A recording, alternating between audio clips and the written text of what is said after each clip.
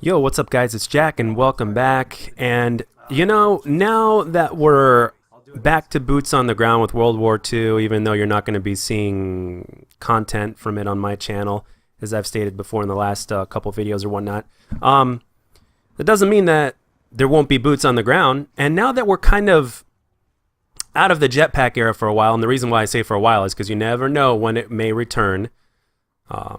But long story short, I wanted to ask everybody what they have personally learned from coming back to boots on the ground, as well as what we learned from the jetpack era. Because at this point, I mean, I also have a question too. See, one of the best things about YouTube is that you actually get to communicate with the Call of Duty community, and even better, the Call of Duty community, the part of the Call of Duty community that follows you for one reason or another, whether it's because of the commentary or whether it's because of the gameplay or both, or whatever it may be.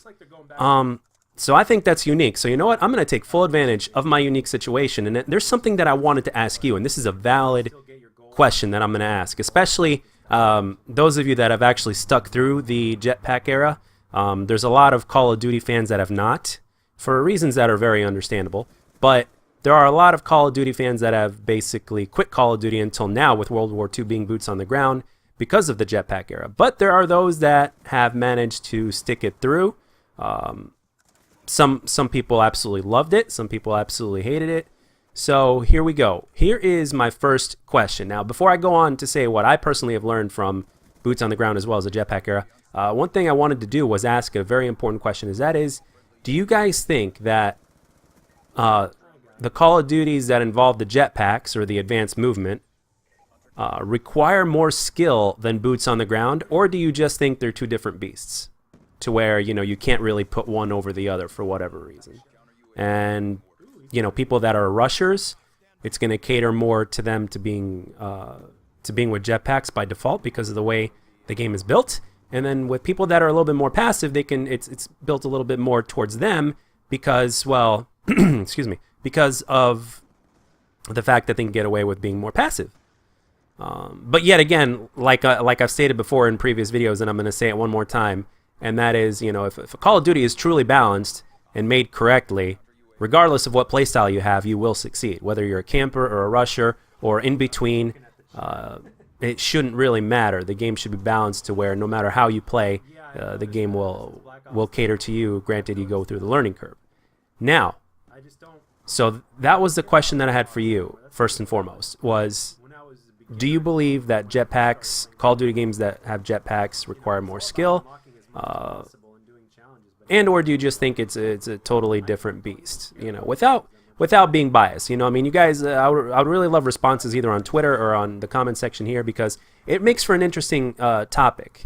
But the thing is, you will have people that will argue the fact that, well, and they do have a valid point when they say, well, games like, let's say, Advanced Warfare or Infinite Warfare or even Black Ops 3 didn't feel that Call of Duty to me simply because of the jetpacks. I specifically remember somebody, a friend of a friend actually, that said that they didn't play, for instance, Advanced Warfare because it just didn't feel like Call of Duty to them. It just wasn't Call of Duty to them, which is understandable, and it is a valid statement to say.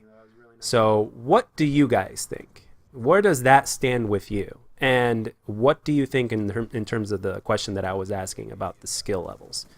And another thing is that I also played Advanced Warfare last night. I played some free-for-all, which I was actually really ecstatic that I was able to easily find free-for-all lobbies, especially at that time of night as well. And I just had a blast. Because when I play Advanced Warfare, I mean, you guys can see from boots on the ground here in this game, for instance, that I do play, that I'm not much of a passive person. I'm very aggressive. I like to rush. I don't like to stop. I like to keep on moving. And with Advanced Warfare, and oh man, that game just is. It was just absolutely amazing, and I got gameplay worthy gameplays, but I wasn't recording, and at the same time, I don't really regret not recording that much either, because unless I'm wrong, and you guys can please correct me on this if I am, and please answer this if you can, because it will make a difference as well on the channel, and that is do you guys like Advanced Warfare content or not? Because I was actually thinking of, because I have the feeling that you guys don't like it. You guys don't like it as much. But if you don't mind it, I sure as hell don't mind posting it. Because I think, like, simply because of the way I move and because of how you can jump and all that kind of stuff, it just, I really loved it. Even when I was struggling, I really loved it. So, but, and the thing is, I will admit this, out of all the games, out of the advanced movement games, Black Ops 3, Infinite Warfare, and Advanced Warfare, I will admit shamelessly that I prefer the Advanced Warfare, Advanced Movement to Black Ops 3. And the reason why is because Black Ops 3 and Infinite Warfare, which was pretty much the same movement, Infinite Warfare was a little bit faster, but it was overall the same. So why I prefer Advanced Warfare is because they went all out with the movement. It wasn't like a half and half.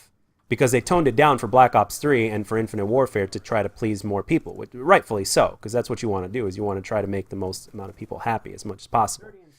So, and yeah, that is where my thoughts have been lately. And what I've learned personally is that it may or may not be more skillful to add advanced movement. I think it just caters to certain styles a little bit more, which doesn't necessarily mean skill. I think it's basically depending on the player that you are. And, you know, Call of Duty did start on boots on the ground, so, and then it kind of shifted a little bit as people wanted more change and then realized that they didn't want that kind of change. So, but I'm kind of like, it makes for an interesting conversation and debate. So, and a healthy one at that. So, I personally think that I would love to hear your opinions, because one of the best things, my most favorite things that I love doing this is that I get to talk to the Call of Duty community straight on, and they talk back to me, and especially streaming, which is my favorite thing. So, and if you like it, hell, I'll post an Advanced Warfare stream. I'll do an Advanced Warfare stream, hell, even tonight if you guys want, so you can see what I'm talking about. And